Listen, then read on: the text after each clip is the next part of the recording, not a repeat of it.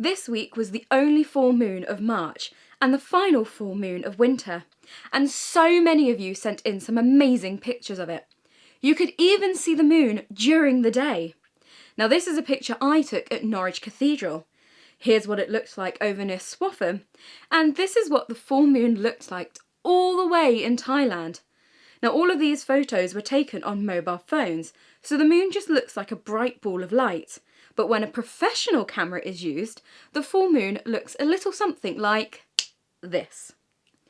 Have you heard that a full moon makes people crazy, causes children to be hyper and misbehave, and can even transform people into these? We even have the word lunatic from the moon, because it comes from the Roman goddess of the moon, Luna.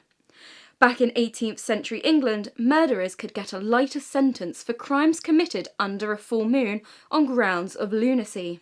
A study by the Children's Hospital of Eastern Ontario Research Institute in Canada found that kids do sleep less during a full moon, but it was only about 5 minutes less sleep compared to nights with a new moon, and that's when the moon isn't visible in the sky. A possible connection could be that the brightness of the full moon is what interferes with sleep. And then there's these, werewolves. The legend of the werewolf can be traced back to ancient Greece. In Greek mythology, Lycaon angered Zeus, the ruler of the gods, and so Zeus cursed Lycaon and his sons to become wolves. In many stories that have followed, a person transforms into a werewolf under a full moon.